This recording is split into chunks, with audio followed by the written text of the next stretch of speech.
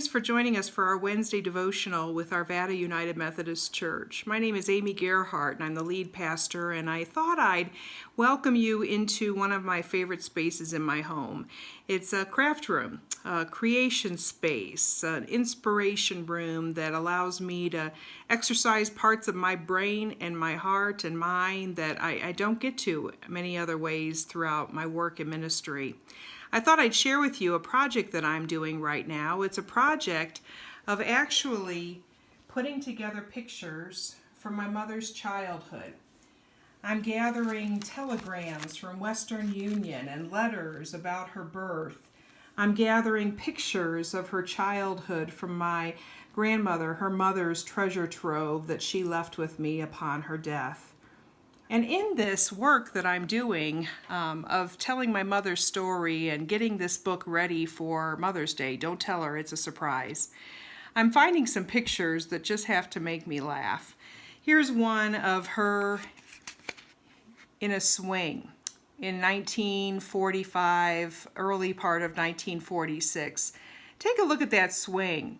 There aren't any belts or any harnesses holding her in. It's just kind of a piece of a bunch of wood put together and swung with some rope, and that made her swing in 1945. Or this picture of her being pushed in a stroller by her grandmother, or by her mother, my grandmother. The way she was pushed around in this apparatus that looks so different from the practical machines now that carry our babies and our infants and our children in strollers around the parks when we see them replete with cup holders and covers over the baby's head and every kind of apparatus you can imagine. This looks so much more basic. And I think to myself as I look at some of these artifacts of my mother's childhood, over almost 80 years of life, I think to myself, it's sure a good thing that we didn't stay fixed on the way a swing should look or on the way a stroller should work. These decisions that were made about these kinds of equipment in 1945 were not forever decisions. And we have evolved and we've experienced how to care for babies and infants and children more safely now.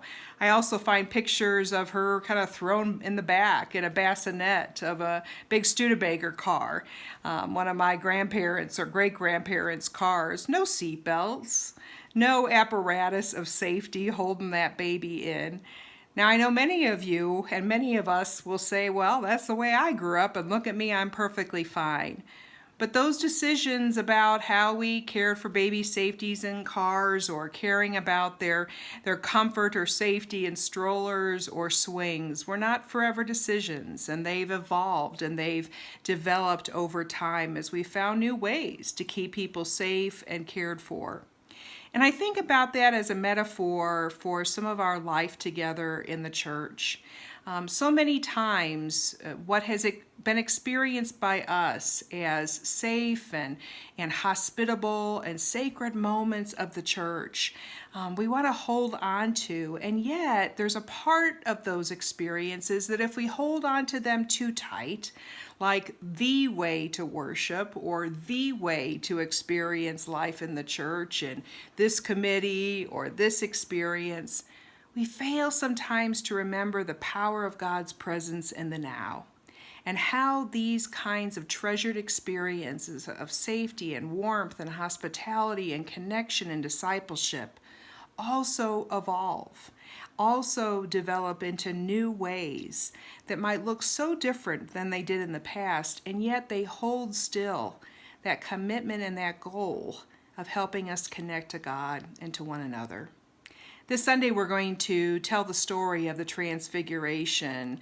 It's told in the Gospels in many ways and places, but it's a moment when some of the disciples journey with Jesus to a mountaintop. And we know in the Bible that when something happens on a mountaintop, it's going to be a holy moment.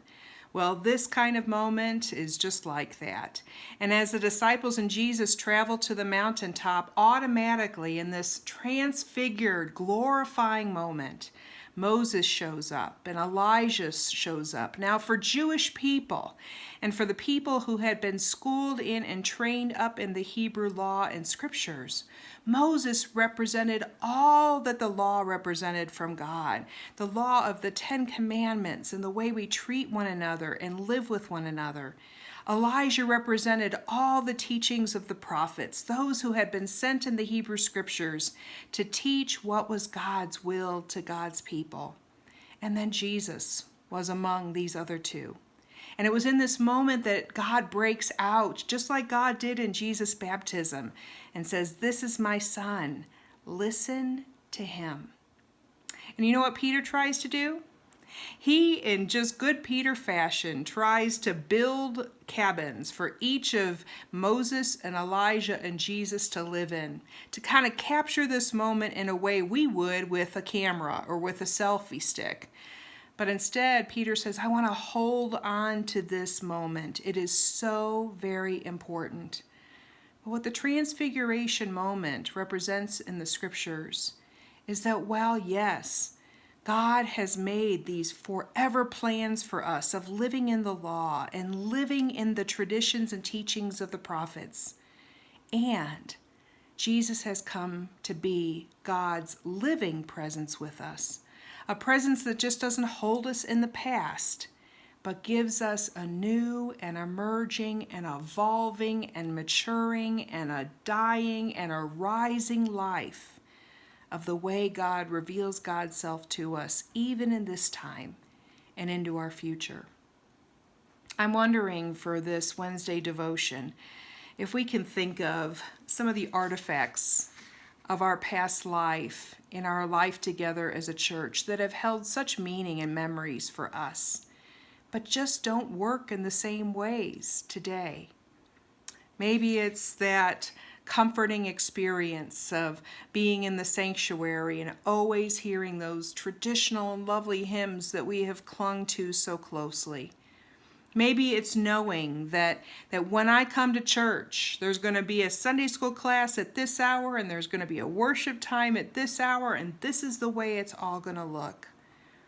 And yet, I'm going to invite us, especially in these months ahead of us and in this transition back out of COVID life and into a new life of reconnecting in ministry in our building, but also newly connecting with all these online folks that we have reached through these months. I want us to lean into a transfiguration moment of asking, what is God's presence teaching us for now? You know, we've got so much left to learn as a church. We've just started our 150 years, and while the decisions that were made so long ago, so faithfully made, have led us to this place, I'm so glad that we're not doing ministry in the same ways we did 150 years ago, and yet we hold fast to the commandments God has given us, to the teachings of the prophets, to the wisdom of the generations that have gone before us and their faithfulness.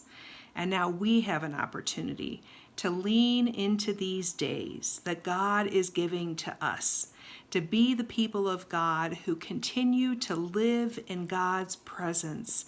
That's the promise of the Transfiguration, and that's the promise for us today. So let's think about those treasured experiences we've had in the church and in our faith. And let's continue to lean into the ways that God's presence will reveal new ways to be to the church, to offer the love and the light and the hope of Christ, and to stay connected deeply with one another and with God. Have a great day. Thanks so much for joining us.